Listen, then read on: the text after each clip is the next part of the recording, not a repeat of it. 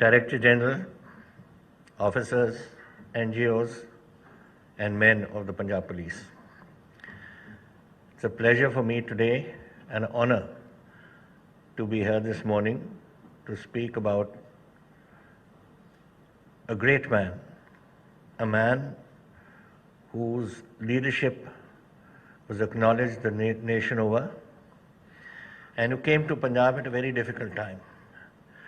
And to be present when an expert, an acknowledged expert of the RAND Corporation, Dr. Peter Chalk, is going to speak to us about what we are concerned today, extremism, terrorism, and radicalization through the social media, etc., which is of concern to us as it is to the whole country. While all of you have heard of Mr. KPS Gill's contribution, I'm going to leave the floor to Dr. Chalk to speak on the subject which he has posted today, and I want to just concentrate a little bit on a leadership, a man who gave this police the leadership required at a very difficult time. You all know what he did here. You've heard from your seniors, and particularly all of you who joined after that period. But you must remember one thing, and which I want you to remember, because you're young men at the back who will one day head this force, that leadership starts at your level. And I'll tell you a story that in 1962, in the Eastern Theatre, in the Tawang area, Bomdilas, etc., we had one brigade which collapsed at Tawang. We had the second brigade which collapsed at Sela. We had the third brigade which collapsed at Bomdila. And the Chinese were poised to move into Tezpur. At that time, there was panic in Tezpur. The civil administration abandoned the field. People were running helter-skelter to get out of the way of what they thought the Chinese would come down into Tezpur. Just one man and his force stood, and that was KPS Gill as a young SP. He didn't leave his position. He held his men together and he waited. What the outcome would have been, God alone knows, because the Chinese called a unilateral ceasefire and the whole thing ended. But here was a man who was prepared to do his duty to the end. And I think that is where leadership really comes from.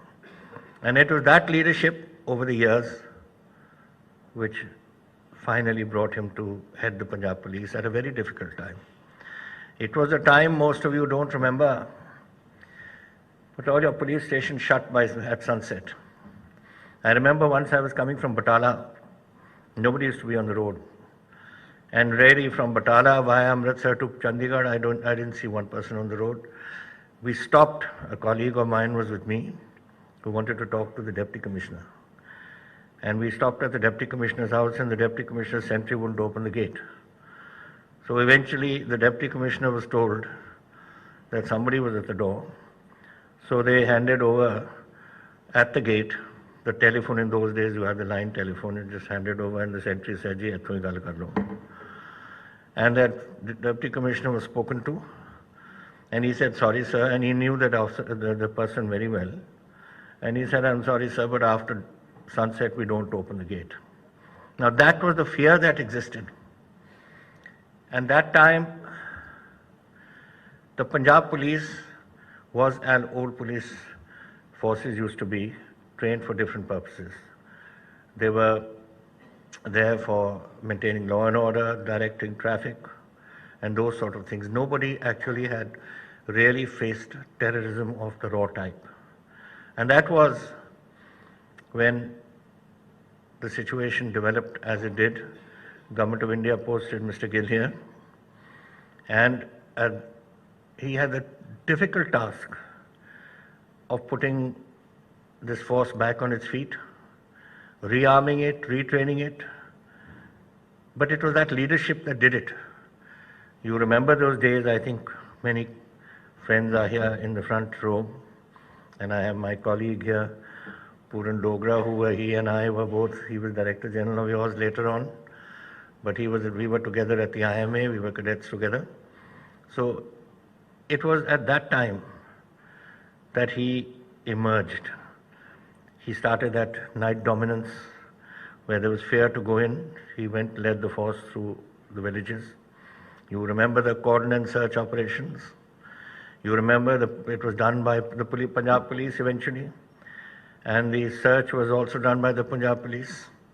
And it was the army which held the outer cordon to get this. And eventually, terrorists made some mistakes, which also helped us. They used to go into homes. They used to get the women there to prepare food for them, lay down their beds, and then they would rape their daughters. This was one thing which was spread through Punjab like wildfire and started turning the people against them. And then they did another thing. Whenever any wife or the person himself went shopping in town, the police officer, the NGO, whoever he was shot or she was shot. So that gave more courage to the Punjab police. And knowing the psyche of the Punjabi, Mr. Gill worked on that and eventually brought the force to a point where this terrorism was beaten back. And we lost a lot of people. Over 1,700 Punjab officers, Punjab police officers and men were killed. Over 30,000 Punjabis died during their operations, during terrorist operations, or caught in the crossfire, or whatever it was. But 30,000 did die. But Punjab got peace again, so never again. This duty, which we will be told how this global terrorism is being met, and I'm sure Dr. Rand has something to say, Dr. Chalk, on something to say about us, because this is what the Rand Corporation does do. And I'm sure, and tell us something about what he believes what is going to happen here. But we have to be faced. We have to face up to these things. We have to remember this is going on. All of you know it. That is going on today, and we have to be prepared for it. We've got a hostile neighbor, and they continue their operations as we speak, and we have to be prepared for this. And this force is now prepared for it. You have been through the baptism of fire. And that baptism of fire is what puts a backbone into a person. And it's put the backbone into this force. And you must remember that you have to stand up for your country and for your state. And we have to never allow this state to ever be enmeshed or engulfed in that crisis that once spread over this place and made Punjab for 20 years a miserable place to live in. We've all been through it. As the DGP was just saying, 27,000 people, 27 candidates were killed in that election. I was also in that election. And at 2 points, there were ambushes laid for me too. It was just by God's grace that we changed our direction. I remember one, there was this very strict order. Each one of us were given one SP in charge. And my SP, it was the last, and we were told that before sunset, the elections the campaigning had to stop. And this SP of mine, it was the last of the day. I think I had done about 18 or 19 visits to places. And it was the last moment in Dakala constituency where it was getting dark. And it was just turning right into a village from the main road, going to the village and coming out again and joining the main road again. And he stood in front of the car and he said, "You can't go." I said, "Ek pind reh gaya, what difference does it make?" He said, "No, sir, you can't go. It's sun is setting, you have to go back." So I obviously was upset, but I said, now I have to come back all the way next day to this village. And next morning, the panchayat came and told me, lucky you didn't come, because at that final turning point, there was an ambush laid. The second one was in Hoshiarpur. I went to support one of my candidates, Balwant Sarhal. And as we had lunch together, and then I was going right to a village, and he said, "Can I just go left? I have to meet somebody and I'll catch up with you." I said, "Fine."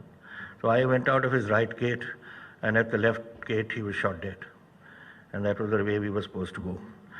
So these things kept happening, but some of us stood our ground. But that was because you had a man leading a force who made it sure that there was, I won't call it a bullet for bullet, but certainly a reaction to anything that happened, and a positive reaction to bring peace. So we are today remembering Mr. Gill, who's a household word, was, and he should be remembered all the time. One never forgets brave people. Good commanders are always remembered. Today you remember people from the First World War, Second World War. You remember Montgomery. You remember Field Marshal Slim. You remember Field Marshal Rommel. All of them who made a name for themselves in different parts of the world and many of them opponents. But they led their troops. And I think Mr. Gill led his troops. And we brought peace. Many of you served under him. I didn't. I consider it my, what should I say? It would have been an honor to have served under him. A leader like that, very seldom do you get leadership of that quality. And I knew him very well. I was very fond of him, and I think he was fond of me. And I today recollect my associations with him. And let him, for you, be that beacon that guides you in your lead as you go up in service. And one day you too will, if you emulate him, you will be great officers and great NGOs of this very proud Punjab Police. I thank you all for calling me this morning, and I thank Dr. Peter Chalk, who has come all the way to give us his experience, and we look forward to it. I'm sure you all look forward to it, and so do I look forward to listening to him. Thank you all very much.